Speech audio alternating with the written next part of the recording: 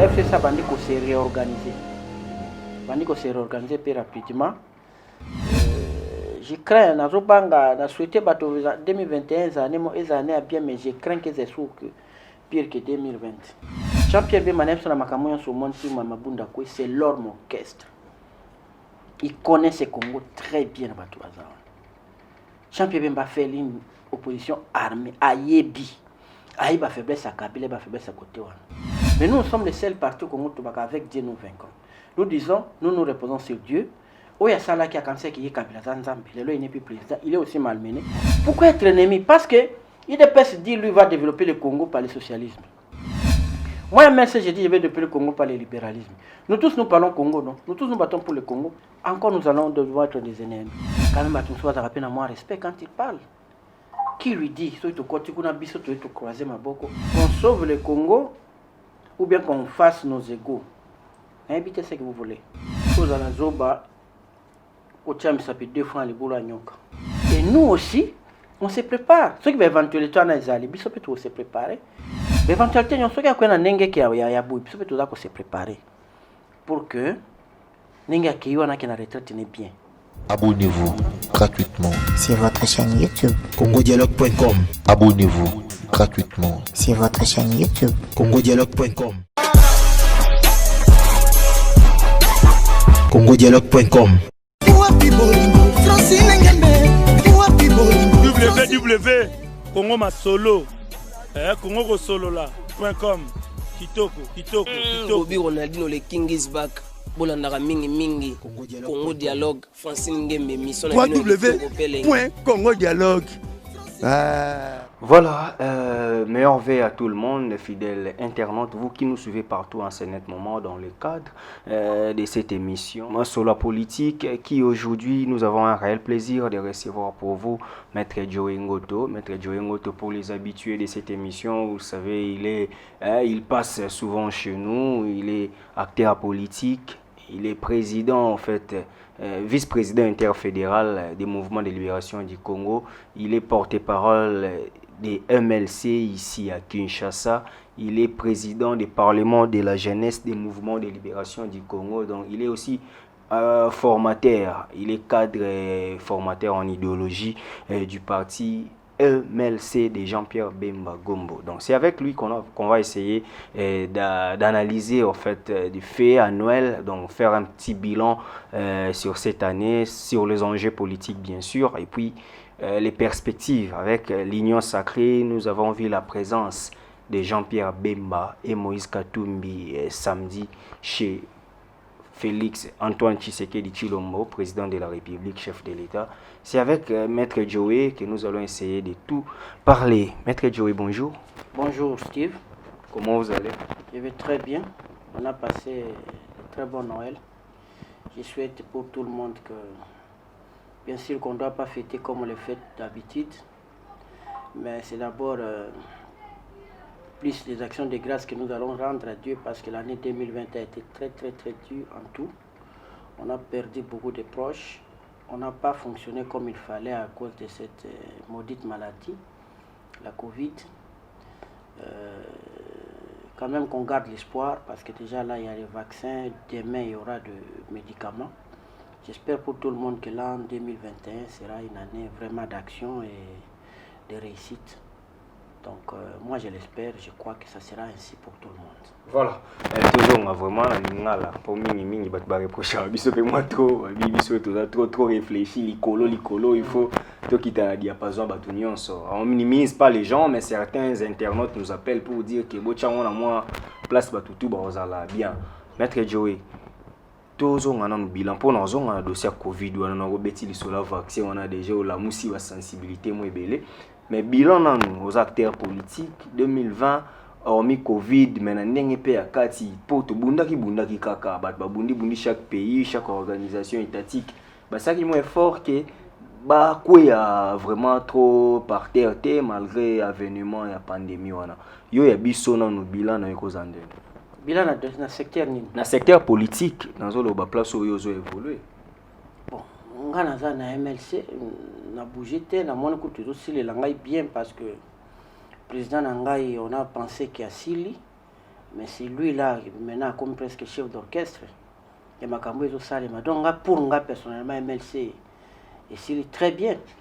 Au moins, on peut partir dans l'année où ça, le bilan, il y a la partie politique qui est difficile parce que nous avons confiné pendant 4 mois avec interdiction de se réunir à plus de 10 personnes. Nous avons sur un système, donc, année aussi 12 mois, la partie qui forcée une activité au moins dans 7 mois. Donc, c'est un peu difficile. Là, au jugé, parti moro qui a ça qui est le côté, à Saliboye. Mais on a espéré vraiment que la maladie ici, la tozongue la penza, bah, ni na biso. Ndenge amboka, na moni que coalition on est bandaki avant. Au lieu de travailler pour Namboka, badai ko sala bango tout, ko penser là on a 2023 vous avez donc tient na bakol ka jambe. Les gars na dernier plan intérêt à peuple.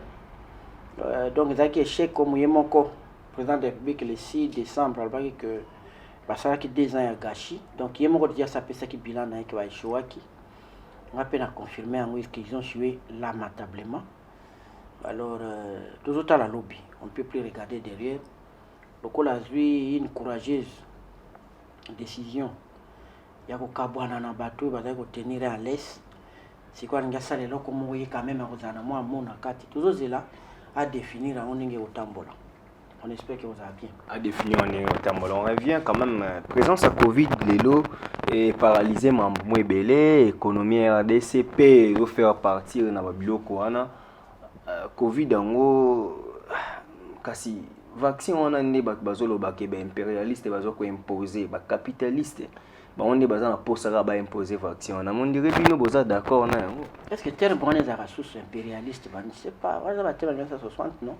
Monde comme un mais le lobby n'a pas de vaccin. Moi je suis désolé, je dois le dire. Parce que comme un lobby pour obima au voyager dans mboka mususu, il faut zala que qui vacciner. Pour chaque pays à se protéger, à boya ou à ko mettre en maladie. Et on fera quoi? Biso ko muso to boye to tikala vase clos to bimate. Malheureusement, ils sont forts, ils font ça. Bon, babandi pe na bango moko, pourquoi? Parce que babandi na bango moko. Est-ce que ça vaccin liboso? Mais ça c'est, ngana habité, j'ai jamais compris le qu'on a coupé à vaccin. Bati ni aso bakisha, bako ma personne na badoli pranote. O yezo en Afrique bati ya mapi tout fit. S'ils veulent vraiment nous tuer. Bako bon so prendre moyen belé. Ba beza marque de la bête peut-être. Marque de la bête en ya nini? La vaccin on est à la piste moi à 4 666. 666 on est dans ma Bible to kota na katite. Ils ont un code qui symboliser Néron. Ils ont un message, les gens qui sont chrétiens va comprendre c'était codé, c'était pas marambo alelo. Et puis tous on appelle la création terrestre, qu'ils ont bien ça pas pays. On a bien ça pas pays. Dieu a créé la terre. Ceux qui le disent que tous on a terre n'est tous à Kakabou, la frontière est à terre. Est-ce qu'on a péché? C'est où on a péché? Dieu n'a pas créé le pays. Dieu a créé la terre. Tu peux vivre dans la terre. Alors, pourquoi dire que par exemple, la Bible n'a pas créé le Congo à cette limitation? Il a créé les États-Unis à cette limitation. Il a créé la terre, le ciel et la terre. Sur le lot, il y a une organisation à Bangoto comme un lot. Pourquoi voir seulement des mal en ça? Pourquoi?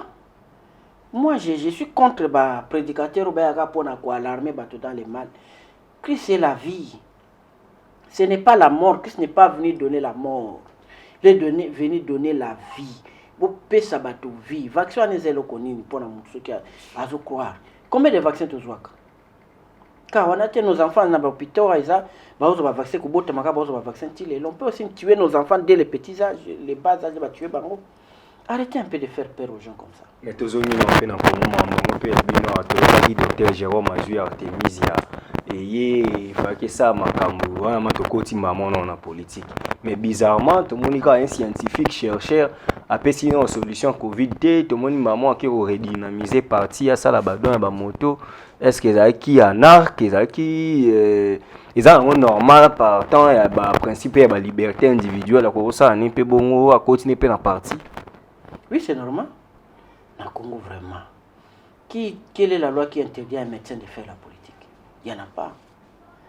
Aïe, à l'obaki qui a ça la recherche en termisia, baba qui a série noté. A commis, il paraît que le bureau président, a commis qu'on appelle séduit, nani peut-être azaka na ambition na ye politique déjà na kati na ye aponi parti na ye à côté UDPS asaba activité ni ça n'a rien à voir avec ses recherches, ça n'a rien à voir. Nga na lingi sous soutien na 2021 congolais to pasakata na biso na fertilité to sala nde congolais to produire combien de sacs de masangu, combien de tonnes to sala ndenge ni banzele ko bonga to sala neni bato akota na classe to sala ba débat ko avancer biso. Un Mounyangi qui adhère à UDPS, qui fait la promotion de son parti, c'est quoi mon problème? En quoi le Congo perd là-bas si Mounyangi fait? Le Congo perd. Est-ce que vous tournez que Atiki Makapango? Posez-lui la question. Est-ce qu'on aura seulement Zakana Tan, Zakana 4 laboratoire de 6h à 6h? Il a un temps pour tout, non? Là, quand on a un laboratoire de 6h à 9h à 6h, il va qu'il n'a pas besoin de Moussoussou. Et vous voulez le cloîtrer quand on a laboratoire. C'est quand même quelqu'un, il est jeune. Moins âgé vraiment que moi et Nini. Alors, ça va génération là, non. Il fait ça. C'est quoi le problème? Moi, je ne vais pas m'attarder là-dessus. Qu'il fasse ses promotions dans l'IDPS, qu'il fasse tout, où est le problème. Ma benne mon co, ce qui DPS avec la partie, il a loué un jet aux frais de l'État. C'est là où ça peut gêner. Pourquoi utiliser les moyens de l'État pour votre parti? C'est là où ça peut gêner. Mais que lui fasse sa politique dans un parti qu'il veut, où est le problème. C'est toi, docteur. Ok, voilà, revenons un peu au Bétasiro Masolango, coalition FCC Cash et Simbité, président Leki à lobby a annoncé la consultation, et Sili, président Leki à lobby, tout le monde ignore ça, tout le monde est tous la même émission, et c'est quoi, tout comment on est vraiment la porte, il y a union sacrée. Mais juste après le discours, il y a chef de l'État, tout ça, Awawa, tout ça l'analyse on a mon batebele ba emprunter penzela on mingi pour dire que on dirait nomination informateur on a gouvernement on dirait ils ont kende moitié ba avril mai est-ce que ndenge pe maman ils ont kende zo kera bon to moni ke ba contourner blo mususu autre comme pas la janvier février peut toujours résultat mususu na moni kende bo makasi parce que na lundi le président bureau d'âge Mbosso a inquiet. Alors que Maman Mabunda a fait ça qui va cléter, ce qui fait que le député va benda et l'arte, la personne va fêter Noël té. Il ou kamba, aébi qui bozolinga bobenga session sur monsieur bureau bolongolae. A fait ça l'arte pour la session. Dans la Mbosso à lobby bon. C'est sûr que ça n'est pas prévu si toutes les conditions sont réunies. Après que l'on a que ça va tirer l'art, l'art va tirer. Donc ça va tirer l'arte. Arrêt à cour constitutionnel baki va prolonger bureau d'âge azana droit ko benga session extraordinaire mais pour 30 jours. A benga kango le 16 donc le 16 janvier, le 15 tiki chakati chacha paquet vacances. En ce moment, il faut kamba ozana le 15 mars les sous. Alors on peut juste politiquement à cop monsieur angolar ba le 8 et le 9 pour bossa no kino kiso bo installer bureau. Ici, le bureau a clôturé 3 mois. Ce sont des jeux politiques. À malin, puis ils jouer nango.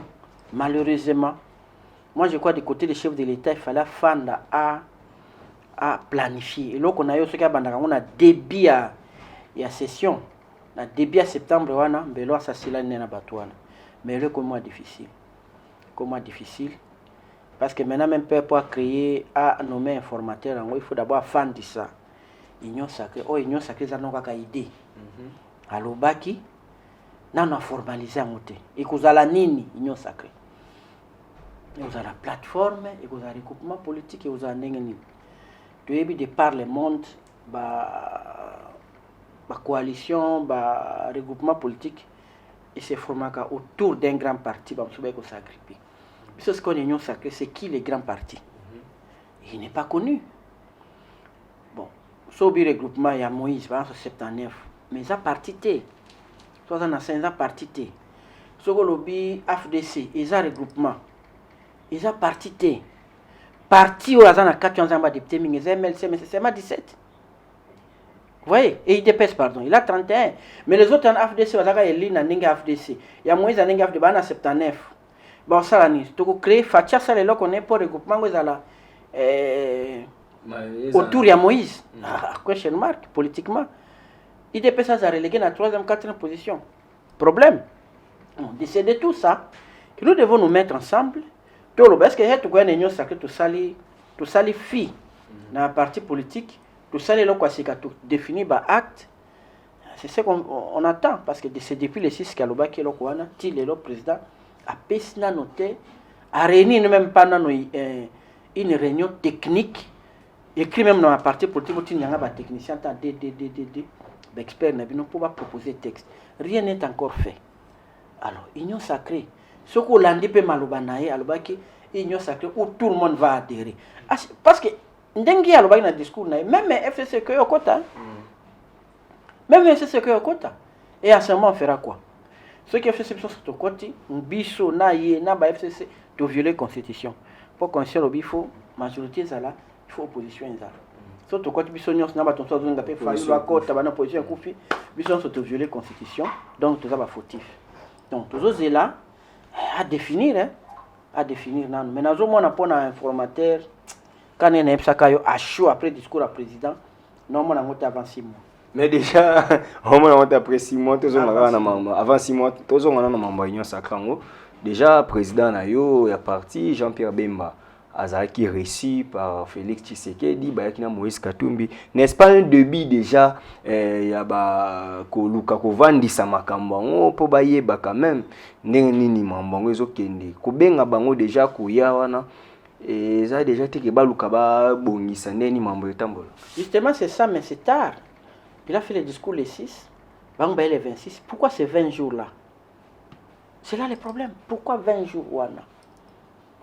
Et puis, ils ont laissé les propositions dans le président. Ils sont partis, ils sont sous le président, sous Bango. Vous ne voyez pas que tout le monde dit le 31, et puis tu as comme un lobby, il y a quand pour banda. Tu es bis au Congolais, tout ça, toute une journée pour discuter pour la virgule. Hein? Pour la virgule, tu dois gagner une journée. Et tout ça, combien pour un texte? Tout ça, combien de temps? Ça sera difficile. Hein? Moi, je me dis toujours, on a vraiment. Il faut vraiment un dépassement. Si vous n'allez pas demander à quelqu'un, dans mon parti, mon FCC, un ministre, un président de l'Assemblée provinciale, un sénateur, et là, il y a une à 2 ministères.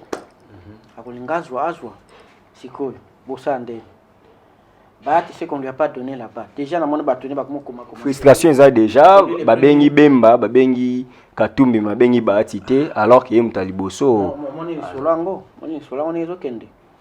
J'ai un peu peur. Bon, entre-temps, peur n'a mingi zaki na monike. FCC bandi ko s'est réorganisé. Bandi ko s'est réorganisé plus rapidement.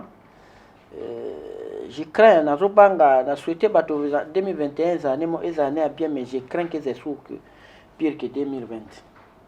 FCC a se réorganiser nini ba commission combien kuna ba FCC rénové c'est bimi ba FCC renaissance ba te belé donc mais c'est toujours FCC renaissance c'est d'accord FCC rénové c'est toujours FCC c'est ça le problème mais bazo yo kanaki mais ça le roi IDPS Tshisekedi qui basa IDPS le peuple et puis que Trump nani nazana ba courant balinga été na droite ya France ils en a battu ba Chiracien ils en a ba Sarkozyste ils en a ba ils en a ba courant mais ils militent pour nelo comme moi ça m'étonne pas même ngaso mpena merci makamango komi je peux accepter mais tout littéralement moi non on est catholique tout ça kana ba congrégation belé mais nous restons catholiques il y a pas de problème là dedans ngana mo na ngopel bazo Kosabino parce que bazo obéir na Kabila kaka olingolinga te bazo obéir ne belé ba obéir ne ba sengi no démission Némi pour ba échouer qui na élection départ ya bureau et puis ba Monique Némi atindaki ba mabuna na ba impolitesse belé au Kabila bande routine bango te d'où il faut Némi quitter alors que créer ba frustration de l'OFCC mususu koti union sacrée FCC mususu ezakuna na kingakati FCC mususu yo sa ba réunion na Gombe na ba restaurant moi kokabwana wana eza paralysé nga za politicien na créer na bandi ko se former moi na muke papa na ngai tina c'est normal papa après échec ça c'est ce qui arrive ne les empêchez pas de chercher d'où vient l'échec tout ça c'est normal. C'est en cherchant là-bas, les craintes n'anga qui baya komona qui ba yo point parce que mokonzi na nga yo ki bango à peine abina nemi fanda ti comité de crise c'est qu'ils ont apporté solution na ba mécontentement na bango ceux qui a rencontré bango ceux qui reviendront dans la maison c'est ce que nous devons craindre nous so kabila beta kakara atika nemi tout ça mais non ayo ki bango bana lumbashiti biliba kende ka menti ki bango bana ko sala ba nini assez et puis maintenant nous avons un problème que ça peut très sérieux au niveau assemblée ba parti belé wana bazaki élu comme parti T comme na kati regroupement tu comprends si ko komona Jean Lucien se pebio olongwe na batna mais code na yo so batumsu ba s'enregistrer qui kuna na assemblée comme FCC si ko soki vous avez peut-être 12 yo qui attend 7 personnes mais 5 batikal na FCC l'assemblée va dire quoi c'est vous qui avez quitté non ah même seulement vous allez perdre les sièges il faut au bazo babaye na nyosa ke baya penza bango tout wana tundimi bango mais so boyenda mu c'est suspect romana ker ba ko pesa ke non o ya kei à perdre ni na bango tout bajan les tout bazonga na bango nous sommes pas encore sortis du tunnel pour na yo ezaki signal fort eza reconnaissance parce que batumusu bazongi na tweet na message moi ya kitenge yezu place alobaki que derrière une montagne il y a une autre montagne une grande montagne qui est derrière ça na moni batebele babemiste bavani on viki balobaki ezaki bemba mutaza na sima parce que bemba na Kabila bayoka na raté c'est pourquoi bemba na Moïse ba vrai ennemi ya Kabila nde baza derrière Félix ezo memaye a mirosa la mambana po ba bi plan na bango et ça bon pour besoin pour ça comprendre pourquoi seulement Union Sacrango il s'intéresse plus à Bemba na Katoué ngani ngina na sala moi point moi sur président Jean-Pierre Bemba un jeune bien instruit bien éduqué qui a fait de bonnes études qui ne manquait de rien mais qui a accepté à 36 ans parce qu'il y a une injustice ou dictature comme Ozonga à 36 ans de Jean-Pierre Bemba bandaki MLC j'ai belé bana ngwa bazo banga tilelo ko sala Jean-Pierre Bemba a commencé comme ça les soucis à Jean-Pierre qui peuple congolais vivre dans la liberté et Zalakane Makasi ne suivez pas ce qu'on vous dit à 36 ans il était de azaki na poto ina kolala na nini première bataille na aketi Jean-Pierre Bemba la na ndako moko il y avait pas de toilettes arabes ala na kiti quoi là ça là et belé baza après au sala ngote lui il a laissé les lix les climatiseurs pour aller dans la forêt. Les autres ont fait la rébellion pour venir dans les climatiseurs, ils ne veulent plus rentrer. Pour dire que Jean-Pierre Soucieux n'est rien ma casse. Na bête à l'histoire, on avait mission dans les belé. Tant que tu vas dire rébellion, on a besoin rapidement de rappeler sous bateau. Parce qu'il faut que les gens disent, bah, démarche à Jean-Pierre pour le moment. Tant que tu vas dire, tu as 3 composantes. Gouvernement Kinshasa, MLC, RCD. Tout ça là, accord à paix. Première réunion, c'est Addis Abeba. Ok, tout sololi. Mais tout le monde qui est entre Kinshasa et RCD, bah affinité exactement ma casse. Bah bazo solo là, bazo bima, donc tu dis non. Le quoi tu es la première réunion tu vois que la décision c'est dans un par consensus. Faut des consensus tu as na vote. Biso MLC to boulé to so qui toke na vote. Bando bloqué sur la consensus to na vote. Quand bango baza ensemble tu andaka okuya. C'est nous qui avons sorti Bemba ndabaki non. Ceux qui sont restés à Kinshasa, qui n'ont pas pris les armes, ils doivent venir. C'est nous qui avons appelé les termes là, opposition non armée. Voilà pourquoi tu sais que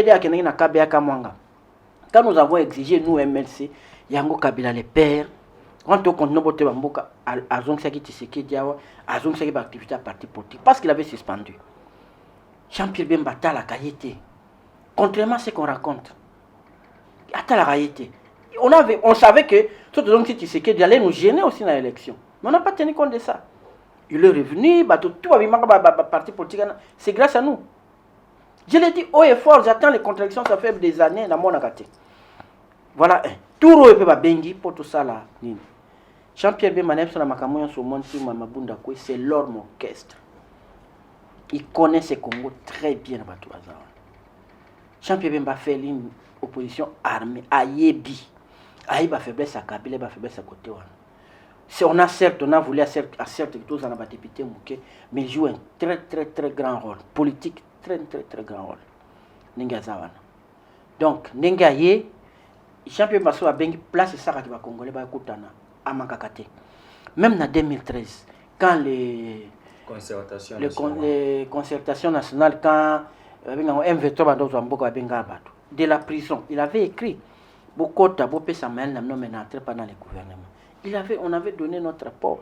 Jean-Pierre Bemba a toujours été au rang, à chaque rendez-vous au Saraki, Congo et Téléma. Avec Obi Kaza ennemi à Kabila, Jean-Pierre Bemba a ennemi à Moutoute, a divergent à Moutoute. Kabila nous a fait du mal.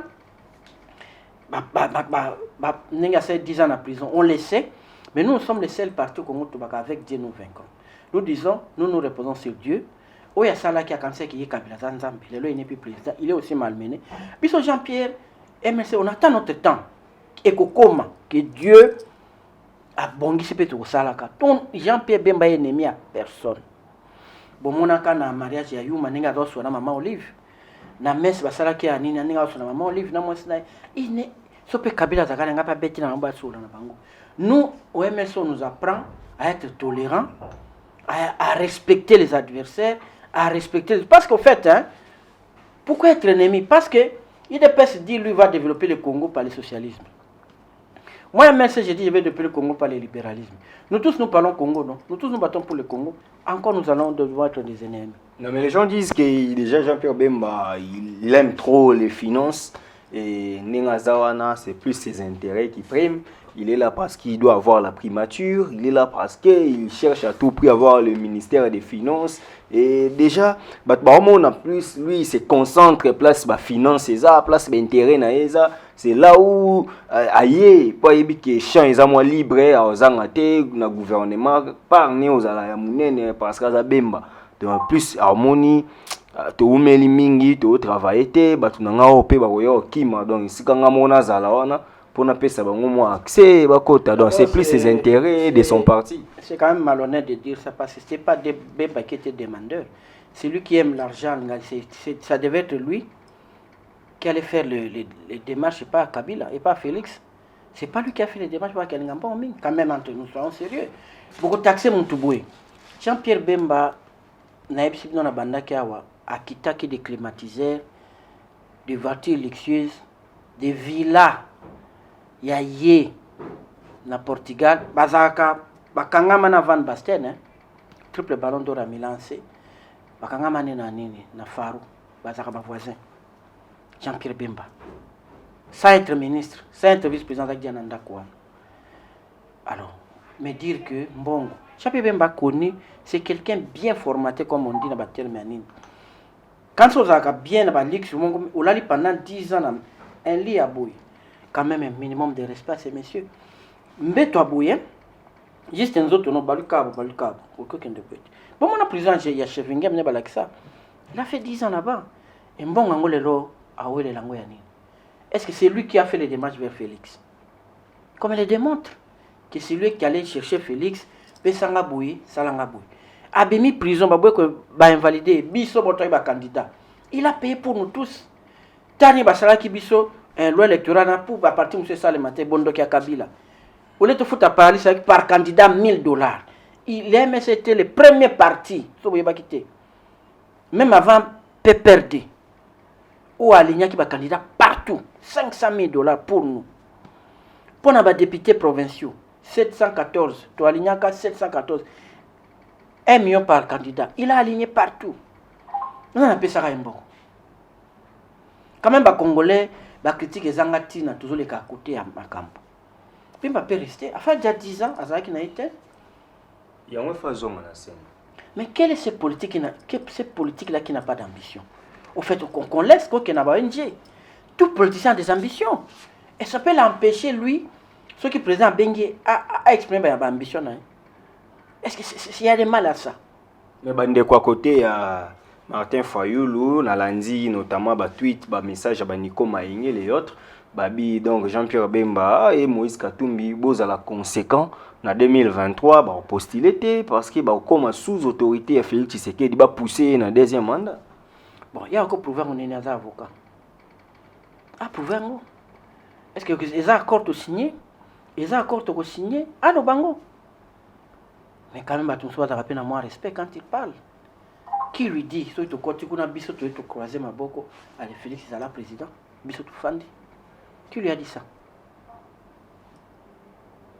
Biso Bemba kozala candidat. Moi que Facha absorbé bino parce qu'aujourd'hui s'il y a un dialogue ndenge bandeko misu bazosenga wana bazwa plus problématique ya crise comme isko Félix eza Kabila na Fayulu les Bemba et consort bakoti siko na kati ya Félix pour comme siko esika. Qu'est-ce que vous voulez?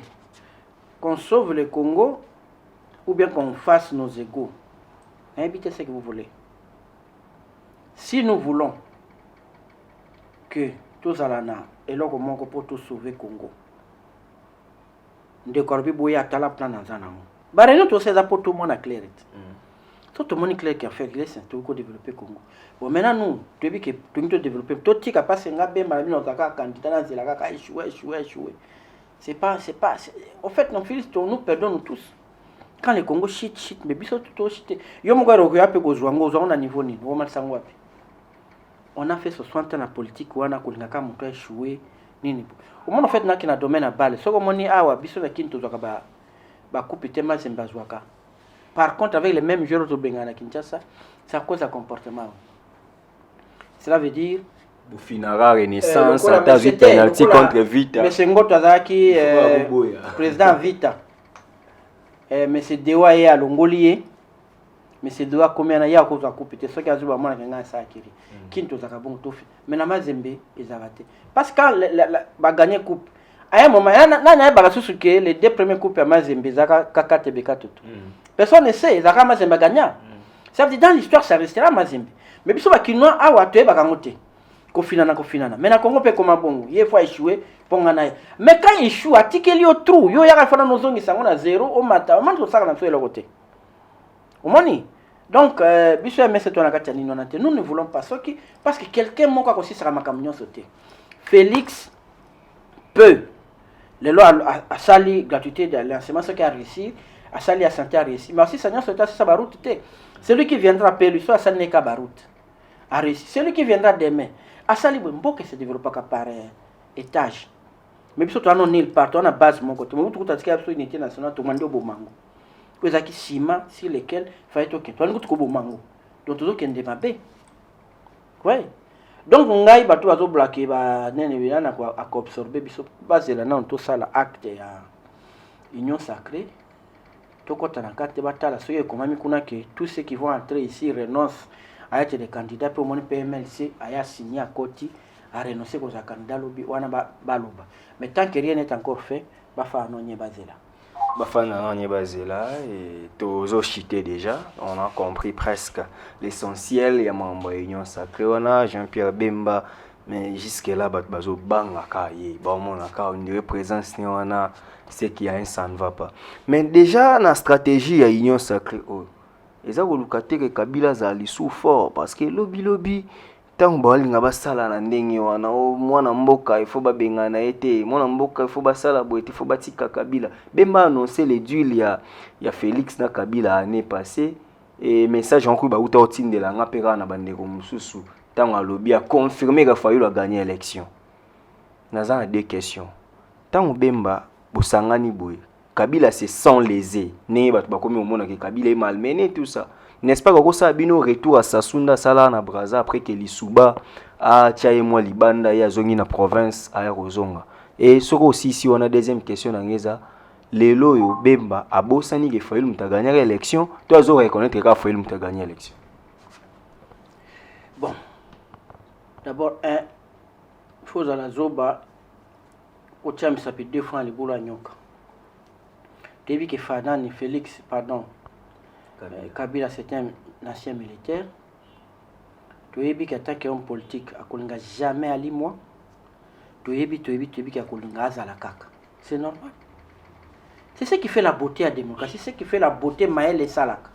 Et nous aussi, on se prépare. Ceux qui veulent éventuellement toi dans les bisous peut se préparer. Mais éventuellement, ceux qui ont un nengue qui a bouille, bisous peut se préparer pour que ninga kiwa na kina retraite n'est bien.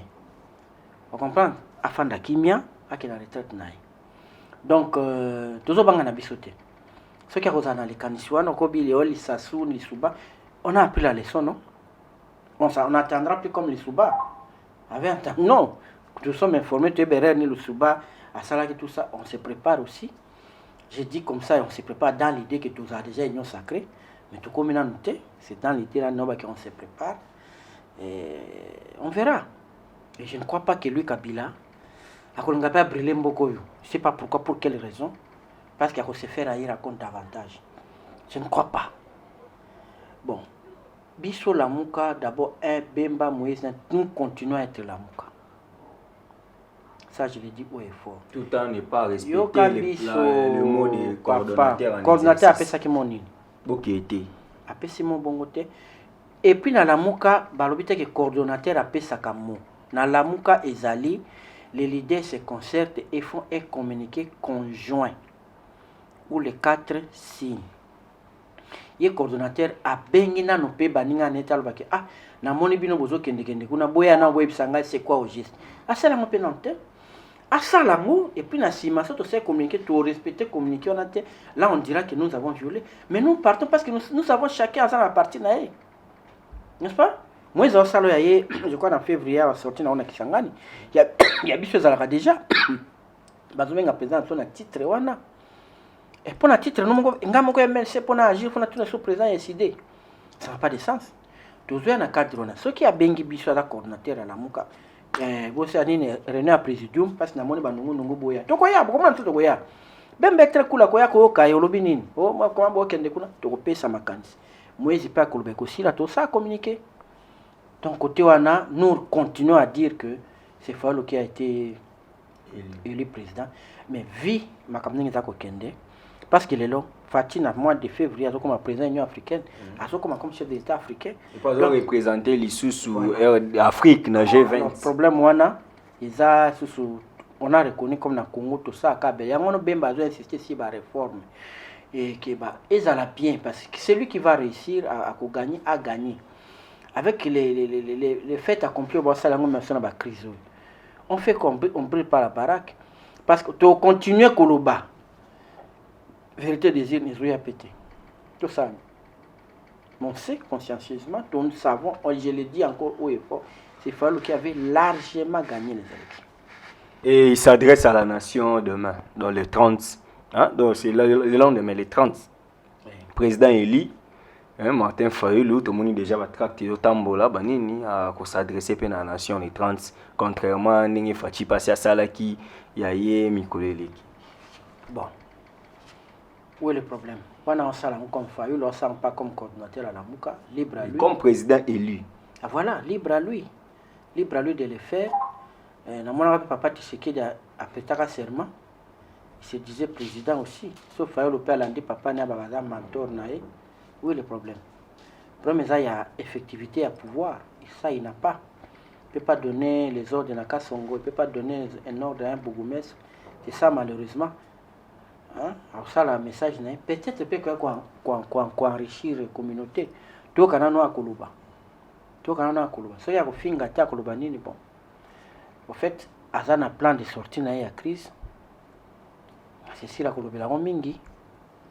Et moi, je crois que, bien que le gouvernement Kobima est union sacrée, je l'espère, mais vouloir ou pas avant le 2023, je sais qu'il y aura dialogue. Parce que déjà, tout ce raté. Magamba Seni, tout ce retard pendant 2023. Parce que Seni a alerté qu'il faut que ça l'élection ce cycle ici là en décembre.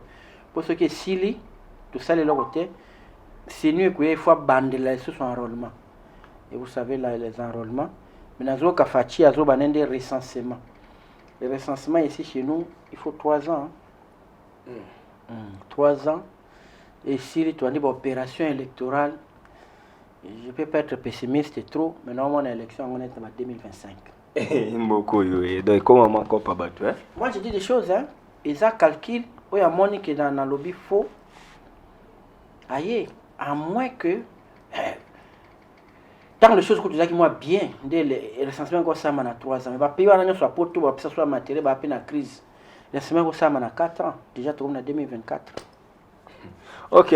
To komi na suka ya entretien na biso lelo Et voilà, année Sili, toujours espéré 2021. Mais quand même, 2020, selon Félix Tshisekedi, chef de l'État, c'est une année d'action. Vous sentez moi quelques actions? Rien. Rien. Bon, action. Action, gratuité, enseignement, et simbité, couverture médicale, et simbité. Dans mon action, il y a un programme de l'État, il y a un programme privé. Comment beaucoup de gens comme programme à l'État? Basso des moutons, bah, inauguré, et l'autre. Tous ces là, n'est pas ça qu'il y a.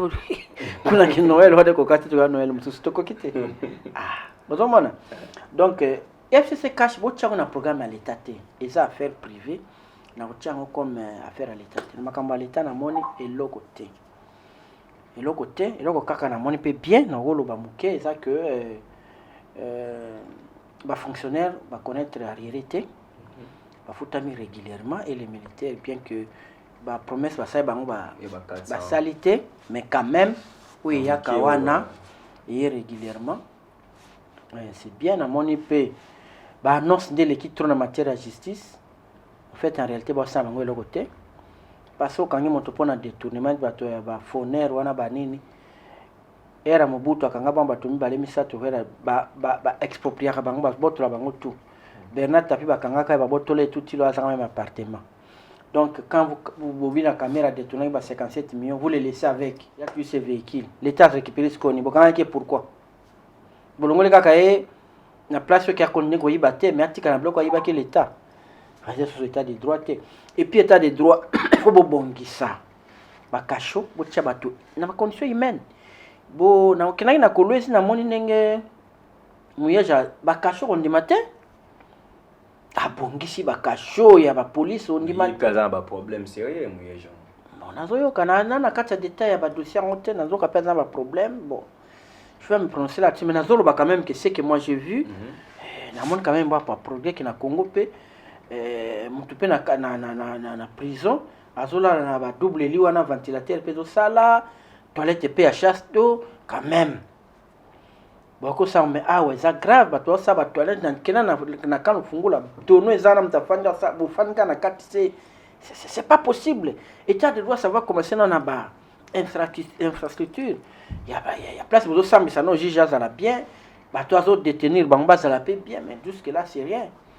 Je crois qu'il va avoir tenir compte de ça aussi. Ok. Voilà, mais Nassi ici la question. APK, l'Assemblée provinciale de Kinshasa, on a un problème pe bandi. Député Nabino et MLC, Mbonzi Wambonzi, Aza parmi bateau de la qui mention pour monagi clarté dans la loi des finances provinciales, ministre provincial des finances a yé coupé sa rapport sans rapport ya cour des comptes. Monagi mo mbilinga. Ba obi batika dossier godem pour la santé il faut basa la bongo bango ba komaki na niveau ki basenga que basa la motion pour la déchéance et bureau wana et Mbonzi mikolo utole ka ça fait 3 jours ayaki pour kota na APK entrée ayaki interdite donc à kota kité tia zongi moi cacophonie moi désordre bandi pe lisusu kuna ezaka avant union sacrée tout les années non mais bango bazai complice bien avant. Il n'a jamais bien dirigé, c'est depuis. Ngazai, on va remplacer le conseiller juridique à l'Assemblée provinciale. Il y a président Naïbi, il n'a jamais rien respecté. Il se comporte en roi, en monarque là-bas. Et voilà que ceux qui conscience c'est si va l'ongolaï, va mon clair, tant mieux. Confrère Nabino, au député provincial Mike, a bandi ko ganga lelote.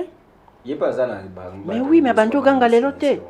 Mais betizaka même confrère na bino mususu banda koleka kofinga Mike kolaka anda okosa mais lelo la vérité est là abimisa bambongo kazo tonga moi bâtiment mukia misa 500 000 et là quand on pesinga 100 000 na kotonga na misa 500 atongi pété mais tout ça est-ce que dans la ville ba santara que président assemblée provinciale azali à part na babilamba ngelingi la lataka ndela biki azali mais que na idée bouna makambo bon mais on a un diplôme ni belé quand même. 30% de diplôme, mais article économie aux États-Unis, ce qui est la Covid, article bien. Montazo futa mutosala, wasala te chômeur, batindelo 2000 et na boîte na yoke ozwa. Atanga classe jusqu'à destin Koufi, azaka na baccalauréat. Poti kano ma mythe wana ba diplôme. C'est rien, c'est quoi un diplôme? Quand tu n'apportes pas de solution.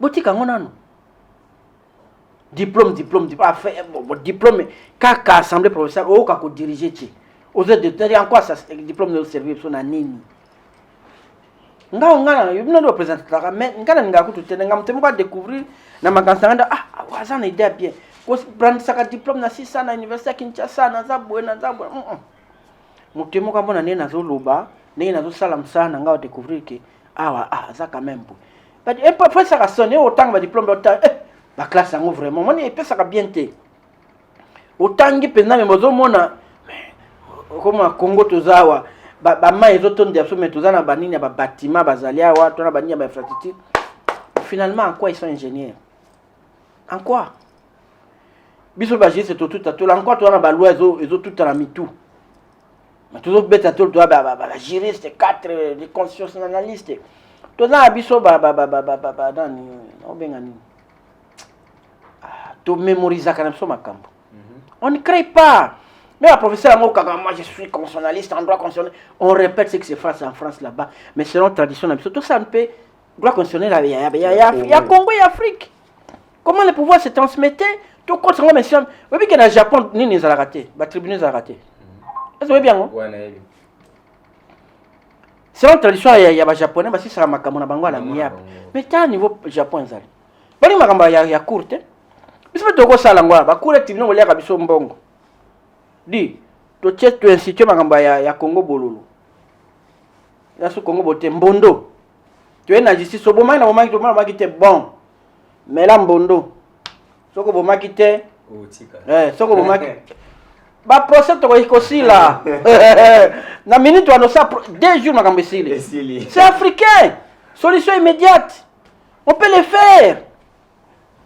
Bafana na bongana on a mena moi sineta saki OK pas de problème mbondo yango mela o mwana mto pinda to na bimake sili allez chez nous na village ngana na linya ba chef moi j'ai assisté na ba chef ne ba salaka boye pas muto alenga papa ngane ya salaki allez akatele amande de tabac au kata bilanga autant de nini peine na yangwana ça s'est passé comme ça et société za calme. Comme un village était baranki, n'a pas pamba. Pourquoi ne pas banga constitutionnaliste va même en père? Kaka Diverger a dit, Karl Marx a dit Olembi. Arrêtez-nous avec ces histoires. Tous après 60 ans, tout créé nan. Chinois a créé ma camne, mon côté à la place Azali. Japonais a créé. Il n'y a pas de tribunal au Japon. Il règle les problèmes de la même manière. Et le Japon a payé. Alors, quand on a un diplôme, 50 diplômes, non merci. Mais c'est le connu. Déchéance, on dirait utiliser les députés ML. C'est trop pour la déchéance. Où est le problème? Je vais faire absolument ma bête. Et ma bunda quoi passer pour la ligne à MLC. C'est bien.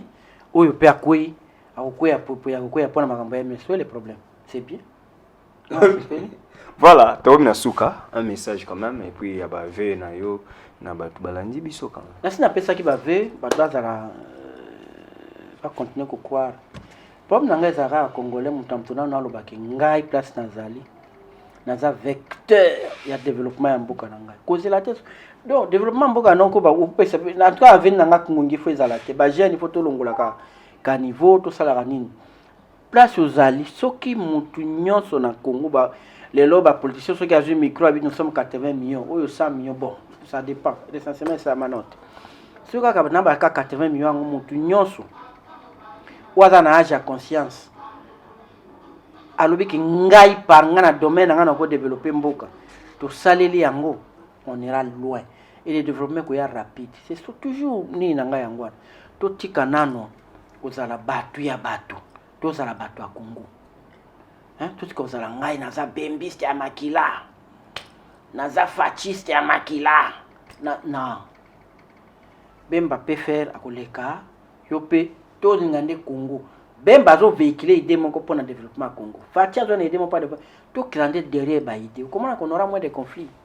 Merci. Moins de conflits pas tout rapport na bato comme ba sentiment on tout bête na kamitu surtout tche Congo le moins de conflits ceux qui ont pendant que l'aéroport il faut train ngana il faut ndela sama tout ça to nga comment aéroport où est le problème?